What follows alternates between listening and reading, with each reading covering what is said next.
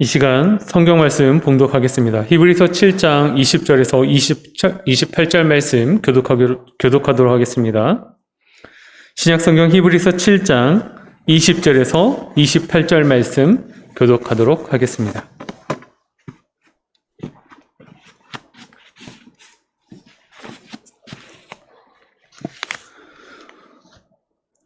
또 예수께서 제사장이 되신 것은 맹세 없이 된 것이 아니니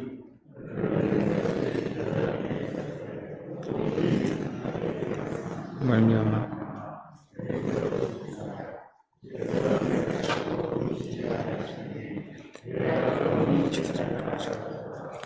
이와 같이 예수는 더 좋은 언약의 보증이 되셨느니라.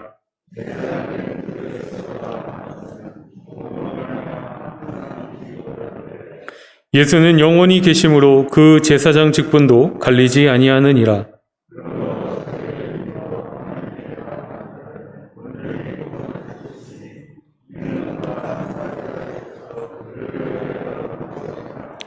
이러한 대제사장은 우리에게 합당하니 거룩하고 악이 없고 더러움이 없고 죄인에게서 떠나 계시고 하늘보다 높이 되시니라.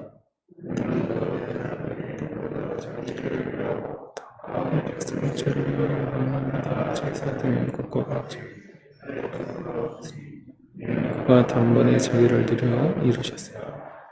율법은 약점을 가진 사람들을 제사장으로 세웠거니와 율법 후에 하신 맹세의 말씀은 영원히 온전하게 되신 아들을 세우셨느니라. 아멘. 이 시간 기도하고 하나님 말씀 받도록 하겠습니다. 살아계시며 함께 하시는 아버지 하나님 감사드립니다. 이 시간에 우리가 구원의 소망이라는 제목을 가지고 히브리서 말씀을 함께 살펴보고자 합니다. 이 말씀을 통하여서 우리의 영원한 구원의 소망이 되신 예수 그리스도를 향한 믿음이 더욱더 견고해질 수 있는 시간들 될 수 있도록 도와주시고 하나님을 향한 신뢰가 우리 안에 더욱더 확실해지는 순간들이 되어질 수 있도록 도와주시옵소서. 오늘 우리가 읽고 들은 말씀을 생각하면서 또 남은 한 주간 동안 살아갈 때 우리에게 힘과 또 은혜와 능력이 되는 말씀이 되게 하여 주시옵고 오직 살아계신 하나님 말씀이 우리의 삶을 인도하는 거룩하고 복된 시간 되게 하여 주시옵소서. 감사드리며 다시 오실 우리 주 예수 그리스도의 이름으로 기도드리옵나이다. 아멘. 히브리서에 의하면 예수 그리스도는 아브라함보다 먼저 계신 분이시고 레위 지파의 반차를 따라 제사장이 되신 것이 아니라 그보다 훨씬 높은 멜기세덱의 반차를 따라 제사장이 되신 분이시라고 설명을 하고 있습니다.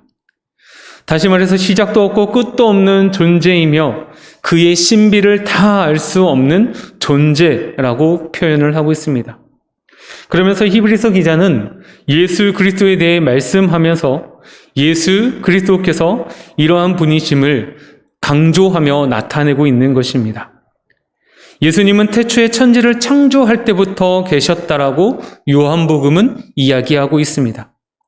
그렇기 때문에 예수님은 히브리인들이 생각하는 것보다 훨씬 더 뛰어나시고 높으신 분이시며 우리의 지혜와 경험의 한계를 넘어서는 분이십니다. 우리가 어떤 고난이나 어려움에 처해 있다고 해도 주님은 항상 주님의 선하신 방법으로 우리의 삶을 인도하신다는 사실을 결코 잊어서는 안 될 것입니다. 성경은 이러한 상황 가운데 놓여 있을 때 자신의 신실한 믿음을 보여준 수많은 믿음의 선진들을 보여주고 있습니다. 그 대표적인 예로는 다윗 왕이 있을 것이고 다니엘이 있을 것이고 또 그 밖에 여러 가지 인물들이 있을 것입니다. 이렇게 수많은 성경의 인물들의 삶을 통해서 우리에게 보여주셨습니다. 이 히브리서가 쓰여진 당시에는 유대인들 중에서 유대계로 개종한 사람들이 있었습니다. 그런데 힘들고 어려운 순간이 오자 그들은 다시 유대계로 돌아가려고 합니다. 이때 히브리서를 기록한 저자는 그들에게 믿음이 무엇인지에 대해 그리고 그리스도께서 우리의 제사장이 되신다는 것이 무엇을 의미하는지 그리고 우리가 누리는 구원은 구체적으로 무엇을 의미하는지에 대해서 이야기하고 있는 것입니다. 그래서 히브리서를 기록한 저자는 먼저 믿음은 자기의 기질, 이러한 것들을 신뢰하는 것이 아니라 하나님의 약속과 성품을 신뢰하는 것이라고 말씀하고 있습니다. 히브리서 7장 20절에서 21절을 다시 한번 읽겠습니다. 또 예수께서 제사장이 되신 것은 맹세 없이 된 것이 아니니 그들은 맹세 없이 제사장이 되었으되 오직 예수는 자기에게 말씀하신 이로 말미암아 맹세로 되신 것이라. 주께서 맹세하시고 뉘우치지 아니하시리니 내가 영원히 제사장이라 하셨도다. 이 말씀은 우리의 믿음이 무엇인지에 대해서 말씀하고 있습니다. 우리는 흔히 하나님을 믿는다라고 할 때 그 사람 안에 믿음이 있다, 또는 그 사람의 믿음은 매우 좋다, 혹은 나는 믿음이 있다라고 할 때 그 의미를 따져보면 대개 어떠한 신조, 이것들을 지키기 위해서 용기와 담력을 가지고 있는 것으로 상상할 수 있습니다. 그리고 이것을 지키기 위해서 손해를 보고 목숨을 내려놓는 일조차도 기꺼이 감수하는 것을 믿음이라고 흔히들 생각합니다. 물론 이러한 의미도 있지만 조금 더 깊은 믿음의 의미는 내가 믿는 것의 신조나 신념을 지키는 용기나 담력이 아닙니다. 성경에서 이야기하고 있는 믿음은 그 말 그대로 하나님을 믿는 것입니다. 믿음은 하나님의 신실하심과 전능하심 같은 하나님의 인격, 그리고 하나님의 놀라운 속성, 이러한 것들을 믿는 것입니다. 20절에서 21절에 보면은 4번이나 반복해서 나오는 말씀이 있습니다. 그것은 바로 맹세라는 단어입니다. 이 말은 하나님께서 어떠한 일을 하실 때 하나님께서 의지적 결단을 가지고 하셨다라는 뜻입니다. 그리고 그 결정과 결단을 결코 변하지 않으실 것이라고 맹세하신다는 것입니다. 쉽게 이야기해서 하나님께서 맹세하셨다라는 말은 하나님 자신께서 그렇게 신뢰할 만한 존재라는 것을 이야기하고 스스로 나타내고 있는 것입니다. 이것을 구약의 이스라엘 백성들에게도 말씀하셨고, 히브리서에서는 히브리 성도들에게 그 말씀을 하신 것이며, 오늘 이 자리에 살고 있는 우리들에게도 여전히 동일하게 말씀하고 있는다라는 것입니다. 하나님을 믿는다라는 것은 하나님의 인격을 믿는 것입니다. 하나님께서 말씀하신 것을 반드시 그대로 지키실 분이시라는 사실을, 그리고 맹세까지 하면서 하나님의 말씀 하나하나 1.1획 그 하나도 변치 않고 모두 성취하시고 반드시 이루실 것이다 라는 것이 바로 믿음이라는 것입니다. 그렇다면 우리가 보통 그 사람은 믿음이 있다, 혹은 그 사람은 믿음이 좋다 할 때 이 믿음과 지금 하나님을 믿는 그 믿음은 어떻게 다른 것일까요? 저는 어릴 때 개인적으로 강한 믿음을 갖기 위해서는 담력과 용기가 필요하다고 생각을 했습니다. 왜냐하면 주님을 위해 살려면 어떠한 위협도 굴하지 않고 어떠한 고난이 온다고 할지라도 능히 이겨낼 수 있는 담대함이 있어야 된다고 생각했기 때문입니다. 하지만 한참 후에 저는 이 생각이 잘못된 생각이라는 것을 알게 되었습니다. 왜냐하면 우리의 믿음은 사람의 성품, 사람의 기질, 이러한 것들이 아니라 하나님의 성품, 하나님의 약속을 향한 신뢰이며 하나님을 향한 확신이기 때문입니다. 우리가 처한 어떠한 상황이나 환경 가운데서도 하나님을 믿기만 하면, 하나님을 의지하기만 하면 하나님께서는 변함없이 신실하게 과거에도 그랬고 이전에도 그랬고 앞으로도 영원히 하나님께서 우리에게 친히 하신 약속을 반드시 이루실 것임을 믿는 것이 바로 믿음이기 때문입니다. 이러한 믿음을 가질 때 우리에게 어떠한 일이 일어나겠습니까? 하나님께서 그 하신 말씀을 절대로 변개하지 않으시는 분임을 믿으면 그가 어떠한 사람이든지 이 하나님의 말씀으로 말미암아 용기를 가지게 됩니다. 하나님의 약속이 나를 위해 주신 것이며 나에게 주시는 틀림없는 약속이며 반드시 지킬 것이라는 것을 믿게 되면 누구든지 담대함을 갖게 되고 어떠한 일도 끝까지 견딜 수 있는 힘과 능력을 갖게 됩니다. 장래에 대한 두려움 없이 하나님의 뜻을 행할 수 있는 것입니다. 아브라함은 죽음이 두려워서 자기 아내를 누이 동생이라고 2번이나 속여 말하지 않았습니까? 믿음의 조상이라고 불리우는 이 아브라함조차도 하나님을 신뢰하지 못하고 연약한 모습을 참 많이 보여주었습니다. 그럼에도 불구하고 하나님은 어떻게 하십니까? 아브라함에게 하신 약속의 말씀을 신실하게 지키셨습니다. 그러자 그의 삶이 어떻게 변하게 됩니까? 사람을 두려워하고 하나님을 신뢰하지 못했던 그가 마침내 하나님의 말씀대로 순종하며 살아가는 모습을 보여주게 됩니다. 어느 날 하나님께서는 아브라함에게 이렇게 말씀하십니다. 내가 사랑하는 내 아들, 내 독자 이삭을 모리아 산에 산제물로 드리라. 정말 청천벽력과 같은 소리가 아닐 수 없습니다. 만일 저에게 그러한 하나님의 명령이 내려졌다면 온갖 핑계를 댈 것 같습니다. 아니면 어쩌면 하나님께 따질 수도 있겠습니다. 하지만 아브라함은 이 청천벽력과 같은 소식에 그래도 순종하는 놀라운 모습을 보여주게 됩니다. 아브라함이 이렇게 할 수 있었던 것은 하나님은 죽은 자도 살리시는 분이심을 믿었기 때문입니다. 그래서 히브리서 11장 19절에는 그가 하나님이 능히 이삭을 죽은 자 가운데서 다시 살리실 줄로 생각한지라 비유컨대 그를 죽은 자 가운데서 도로 받은 것이니라. 자기 아들을 죽이는 일에 이게 어떻게 담력으로 용기로 가능한 일이겠습니까? 이것은 담력이 아닙니다. 이것은 용기가 아닙니다. 이것은 믿음입니다. 죽은 자를 능히 살리실 수 있는 하나님을 향한 믿음입니다. 믿음은 인간에 있는 어떠한 기질이나 훈련으로 되어지는 것이 아닙니다. 우리가 믿는 하나님은 우리에게 하신 약속의 말씀을 신실하게 변함없이 지키시는 분이신데 우리가 믿음을 갖는 것에 대해서 두려워할 이유가 어디에 있겠습니까? 하나님께서 내 인생을 반드시 지켜주신다고 하시는데 내가 염려할 이유가 무엇입니까? 히브리인들에게 비록 심한 박해와 고난이 다가오고 있지만 진짜 문제는 고난이 아니었습니다. 박해를 견딜 수 있는 끈기와 인내의 문제가 아니라는 것입니다.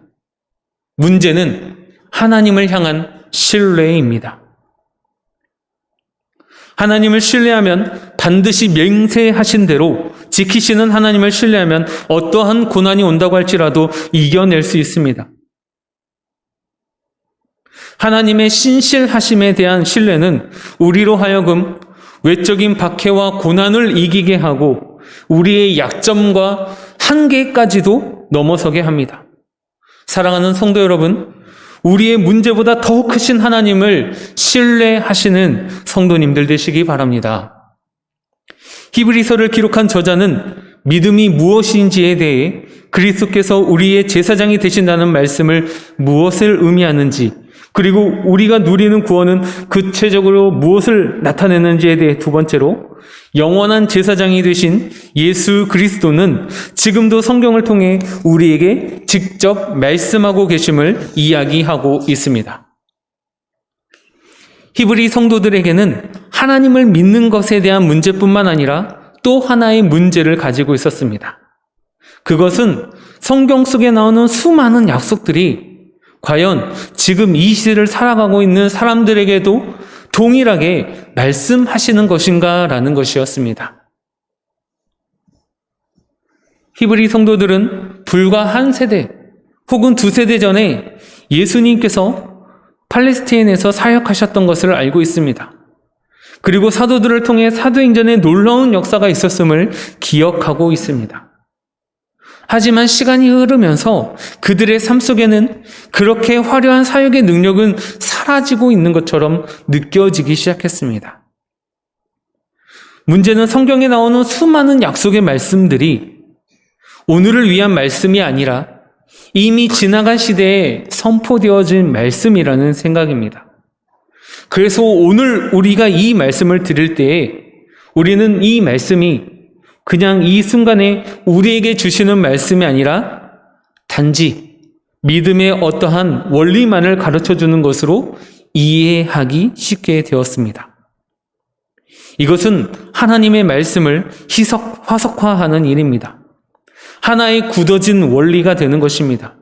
말씀이 화석화되면 그 말씀이 나에게 하나의 원리로 닿을 수는 있어도 생명의 말씀으로, 다시 말해서 하나님께서 지금 이 순간 나에게 직접적으로 주시는 말씀으로 듣기는 어렵다라는 것입니다.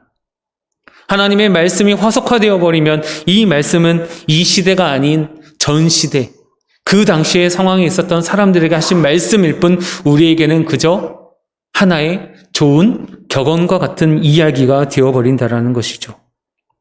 이러한 상황 가운데에서 히브리서 기자는 21절에서 예수 그리스도께서 영원한 제사장이라고 말씀을 하고 있습니다. 그리고 25절 하반절에서는 또 이렇게 이야기하고 있습니다. 이는 그가 항상 살아 계셔서 그들을 위하여 간구하심이라. 예수 그리스도는 항상 살아 계셔서 제사장으로서의 중보 사역을 지금도 계속하고 계신다라는 것입니다. 이어서 23절과 24절 말씀을 보면 제사장 된 그들의 수요가 많은 것은 죽음으로 말미암아 항상 잊지 못함이로되 예수는 영원히 계심으로 그 제사장 직분도 갈리지 아니하느니라. 이는 구약시대의 수많은 제사장들과 예수 그리스도를 비교하고 있는 말씀입니다. 구약시대의 제사장들은 매우 많았습니다. 그 이유는 그들이 제사장 사역을 감당하다가 그들이 수명이 다하면 죽었기 때문입니다. 그리고 그 뒤를 이을 새로운 제사장들이 항상 필요했습니다. 그래서 구약시대의 제사장들의 중보 사역은 불완전했고 또 그들의 인간적 죄성과 한계 때문에 온전한 속죄의 제사를 드릴 수 없었습니다. 하지만 예수님은 그렇지 않으십니다. 25절 말씀처럼 그러므로 자기를 힘입어 하나님께 나아가는 자들을 온전히 구원하실 수 있으니 이는 그가 항상 살아계셔서 그들을 위하여 간구하심이라. 예수님은 지금도 살아계셔서 이 시대를 살아가고 있는 성도들을 위하여 지금도 동일하게 간구하고 계신다라는 것입니다. 예수님은 2000년 전에 고대 이스라엘 지방에서 직접 사역하셨고 그때뿐만이 아니라 지금도 여전히 동일하게 살아계셔서 하나님의 보좌 우편에서 우리를 위하여 중보하고 계신다라는 것입니다. 다만 그 시대와 지금의 다른 점은 고대 중동 지방에서는 직접 걸어 다니시면서 복음을 전하셨다라면 지금은 우리에게 기록된 말씀과 선포되는 말씀을 통해서 하나님의 뜻을 전하고 있다라는 것입니다. 히브리 성도들은 말씀에 대한 간접성으로 인해서 온전한 신앙을 갖는데 힘들었습니다. 어쩌면 이들은 주님의 말씀을 직접 들었다라면 훨씬 더 분명한 믿음을 가질 수 있었을 것이라는 아쉬움이 있었습니다. 혹시 지금 이 자리에 앉아 계신 성도님들 가운데에도 같은 생각을 하고 계신 분들이 있을지도 모르겠습니다. 하지만 한번 생각해 보시기 바랍니다. 고대 중동 지방에서 예수님을 따랐던 사람들이 예수님에 대해서 더 잘 알았겠습니까? 아니면 오늘날 우리에게 주어진 하나님 말씀인 이 성경, 창세기부터 계시록까지 들고 읽고 묵상하는 사람이 더 잘 알 수 있겠습니까?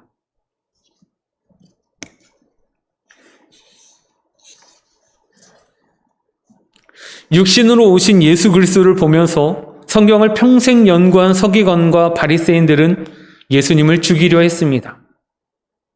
그들은 예수님의 말씀 한마디로 인하여서 항상 혼동을 느꼈습니다.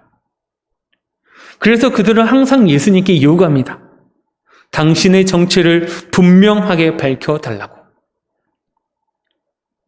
그들은 예수님을 직접 보았고 예수님의 음성을 직접 들었고 예수님이 행하시는 기적을 보았지만 예수님을 메시아로, 구원자로 믿을 수는 없었습니다. 우리는 창세기부터 요한계시록까지 완전하게 완성된 하나님의 계시의 말씀을 손에 붙들고 있습니다.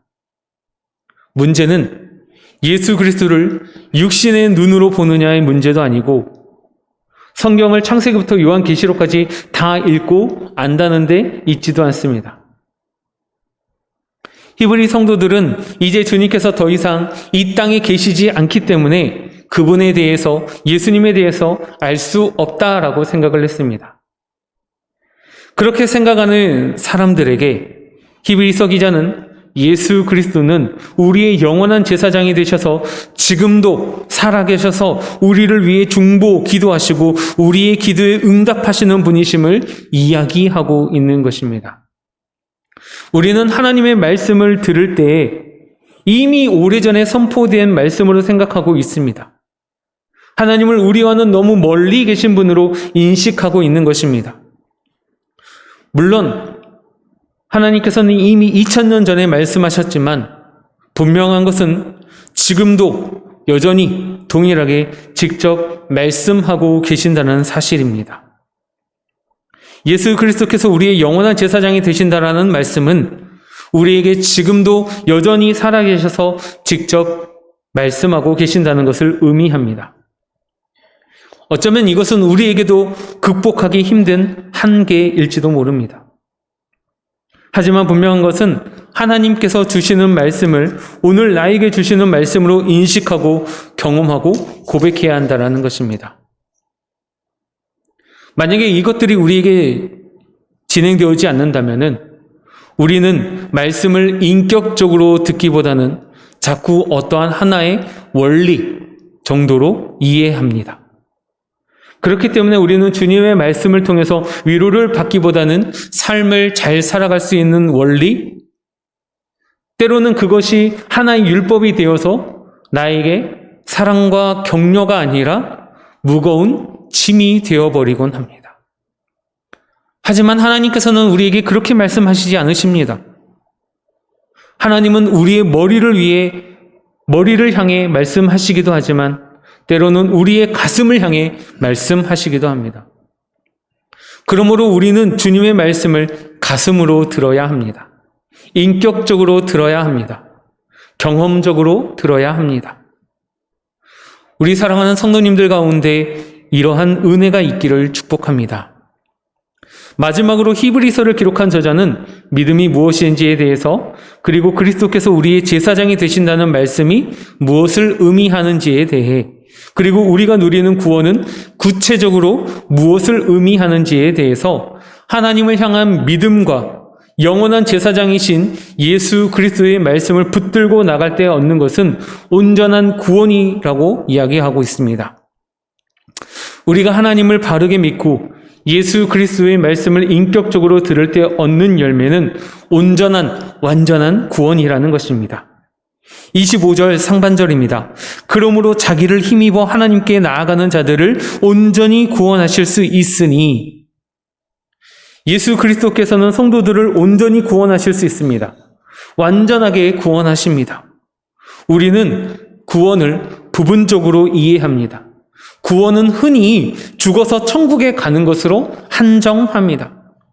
그러나 성경이 이야기하고 있는 구원은 이러한 의미에만 국한되지 않습니다.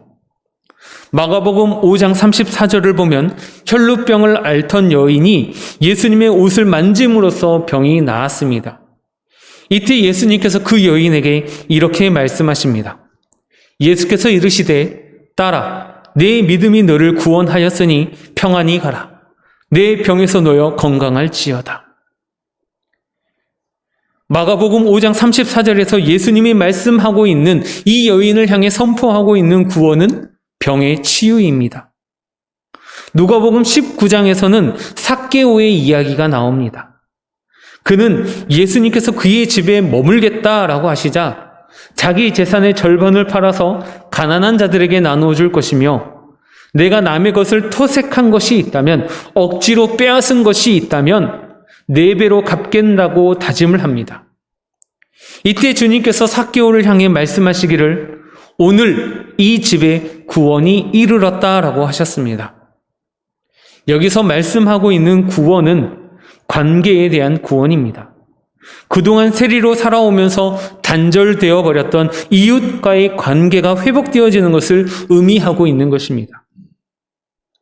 이처럼 성경에서 말하고 있는 구원은 어떠한 하나의 한계적 상황을 이야기하는 것이 아니라 전인적인 구원을 의미합니다. 모든 방면에서 회복과 치유, 죄로부터 자유, 하나님의 진노로부터 은혜를 받게 되는 것, 이러한 모든 것들을 통틀어서 성경은 구원이라고 말씀하고 있습니다.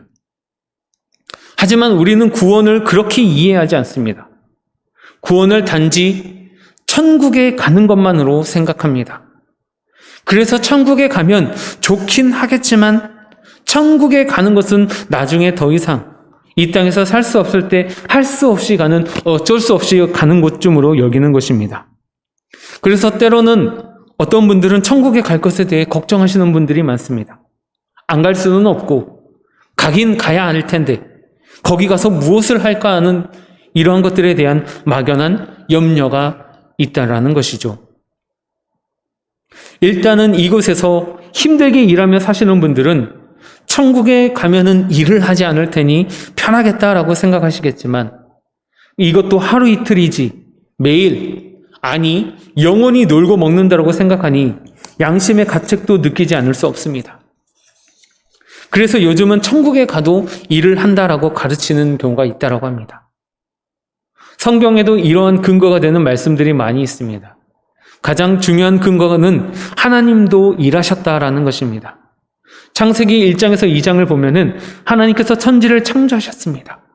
그리고 예수님께서도 요한복음 5장 17절에서도 아주 분명하고 확실하게 이야기하십니다.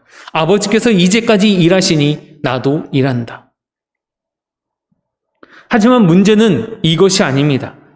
일을 하든지 안 하든지 천국에 대한 기대가 없다라는 것입니다.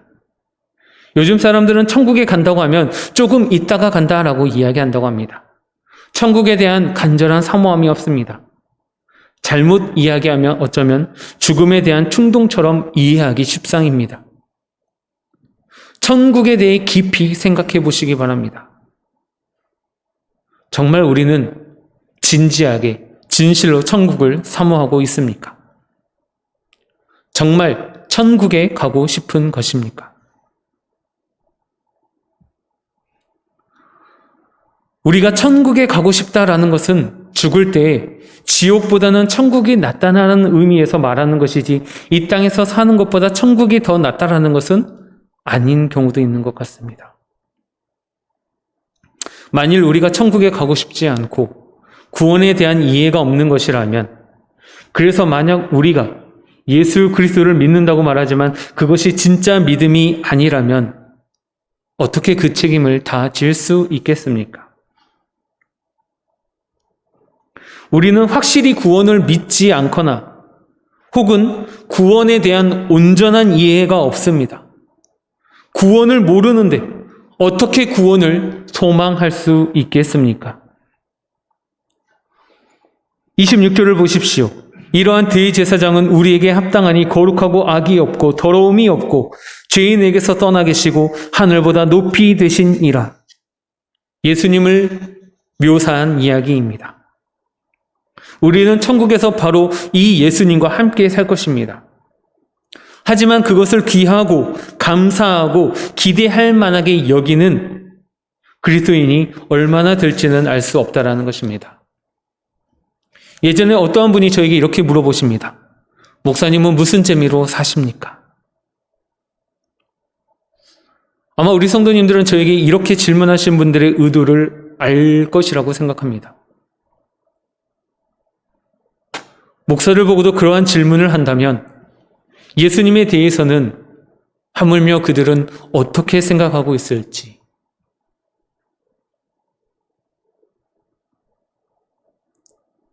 과연 천국에 가서 편하게 살 수 있을지, 천국이라는 곳이 경건의 모양을 갖추기 위해서 너무나도 긴장되고 숨막히는 곳으로 인식이 되어버렸다면 그것이 어떻게 천국이라고 할 수 있겠습니까? 우리는 구원에 대한 두 가지를 잊지 말아야 합니다. 첫 번째로 구원은 전 인격적인 사건이라는 것입니다. 어떠한 한 면에서만 이루어지는 구원이 아니라는 것입니다. 즉, 우리의 영혼만 구원을 얻는 것이 아닙니다. 구원은 우리의 삶의 전 영역에 해당하는 구원 사건을 이야기하는 것입니다. 우리 영혼이 구원을 받고 우리의 육신도 건강의 구원을 얻습니다. 그리고 완전한 몸을 이룹니다. 몸이 불편하던 분들은 그곳에서 온전해질 것입니다. 정신적, 관계적, 내적, 외적, 우리의 모든 영역에서 구원이라는 사실입니다. 그리고 두 번째로 구원의 사건은 이곳에서보다 훨씬 더 기쁘고 감격스럽고 만족하고 행복한 곳이라는 것입니다. 구원의 사건은, 그리고 천국에서의 삶은 우리가 흔히 생각하는 것처럼 그렇게 지루하고 경건함으로 오는 긴장감이 가득한 곳이 아니라는 것입니다. 마음껏 웃고 즐겁고 감사하게 찬송하는 곳, 그곳이 바로 구원의 현장이라는 것입니다. 그런데 우리가 이 땅에서 천국의 부분이라도 처음 해보지 못한다면 우리는 천국에 대한 소망을 살아갈 수 없습니다. 천국에 대한 소망을 가질 수 없습니다. 그것이 얼마나 기쁘고 감격스러운 곳인지 모르기 때문입니다. 그래서 지금 히브리서는 고난받는 히브리 성도들, 아니 고난 중에 그냥 과거 유대교로 돌아가 버릴까? 라고 생각하는 그들을 향해 이야기하고 있는 말씀인 것입니다. 고난 중에도 기다릴 만한 가치가 있음을 이야기하고 있는 것입니다. 그리고 그 고난 가운데에서도 기다릴 수 있는 것이 바로 진정한 구원에 있다라고 이야기하고 있는 것입니다. 말씀의 결론을 맺도록 하겠습니다. 우리의 믿음은 우리의 성격, 성향, 기질, 이러한 것들을 이야기하는 것이 아닙니다. 믿음이란 영원히 변치 않으시고 맹세까지 하심으로 하나님의 약속을 신실하게 지키시는 하나님을 신뢰하고 의뢰하는 것입니다. 그 하나님을 온전히 믿을 때 우리는 담대할 수 있고 용기를 가질 수 있습니다. 그리고 세상을 넉넉히 이겨나갈 수 있는 것입니다. 또한 우리의 제사장 되시는 예수 그리스도께서는 우리를 위해 지금도 살아계셔서 변함없이 중보하시는 분이십니다. 영원하신 제사장이십니다. 지금도 우리에게 말씀하십니다. 그러므로 우리는 과거에 선포된 말씀을 지금 우려먹는 것이 아니라 지금 이 시대를 살아가고 있는 나에게, 우리에게, 우리의 공동체에게 동일하게 말씀을 하고 우리는 그 말씀을 듣는 것입니다. 그러므로 우리는 하나님의 말씀에 더욱더 귀를 기울여야 합니다. 말씀에 더 가까이 다가가셔야 합니다. 그리고 참되고 온전한 구원을 소망하는 성도님들의 삶이 되어야 합니다. 구원은 전인격적인 것입니다. 그리고 구원은 우리가 현재 사는 삶보다 훨씬 더 비교할 수 없을 만큼 놀라운 기쁨과 행복, 그리고 즐거움과 감사가 넘치는 것이라는 것입니다. 우리는 이러한 구원을 소망하며 사는 인생이 되어야 합니다. 그래야 어떠한 어려움이나 고난이 우리에게 온다고 할지라도 우리는 이 고난을 이길 수 있고 어려움도 극복해 나갈 수 있는 것입니다. 어쩌면 고난과 어려움 속에서 더욱더 감사하며 찬송할 수 있고 행복해할 수 있는 것입니다. 이러한 은혜가 우리의 매일매일의 삶 가운데 가득하시길 우리 주 예수 그리스도의 이름으로 축복합니다. 이 시간 우리가 읽고 들은 말씀을 생각하면서 함께 기도하도록 하겠습니다. 살아계시며 우리와 함께 하시는 아버지 하나님 감사드립니다. 오늘은 우리가 히브리서 말씀을 통하여서 믿음에 대해서, 그리고 말씀에 대해서, 구원의 소망에 대해서 차례차례 살펴보았습니다. 하나님, 단지 믿음이 우리의 성격이나 성향이나 기질을 이야기하는 것이 아니라 영원하시고 변함없으신 신실하신 그 하나님을 신뢰하고 온전히 믿음으로 나아가는 것, 그리고 하나님의 지금 선포되어지는 말씀이 과거에 이스라엘 백성들에게 또는 그 중동 이스라엘 지방의 팔레스타인 지역에 살아갔던 사람들에게 선포되어지는 말씀이 아니라 이 시대를 살아가고 있는 우리에게도 동일한 은혜의 말씀임을, 그리고 마지막으로 우리가 구원을 소망을 사는 인생이 되어야 함에 대해서 살펴보았습니다. 하나님, 우리에게 이러한 것들이 잘 정착이 되어지고 잘 정립이 되어서 어떠한 고난이 온다고 할지라도 어떠한 어려움이 온다고 할지라도 이러한 고난과 어려움 속에서 감사하며 찬송하며 하나님께 영광 돌릴 수 있는 온전한 성도의 삶이 되어지게 하여 주시옵소서. 이러한 은혜가 우리의 매일매일의 삶 가운데 가득하고 충만할 수 있도록 도와주시옵고 우리가 이 일에 나아가지 못할 때에는 우리의 영원한 제사장이 되시고 중보자가 되시는 주님께서 우리를 위해 중보하시며 우리의 삶을 이끌어 주시며 보호하시고 지키시고 날마다 주님 주시는 은혜가 충만하게 하여 주시옵소서. 그래서 구원을 소망하는 자들 되게 도와주시고 구원의 소망을 이루는 자들 되게 도와주시고 온전한 구원을 이루는 모든 믿음의 백성들에 되게 하여 주시옵소서. 감사드리며 다시 오실 우리 주 예수 그리스도의 이름으로 기도드리옵나이다. 아멘.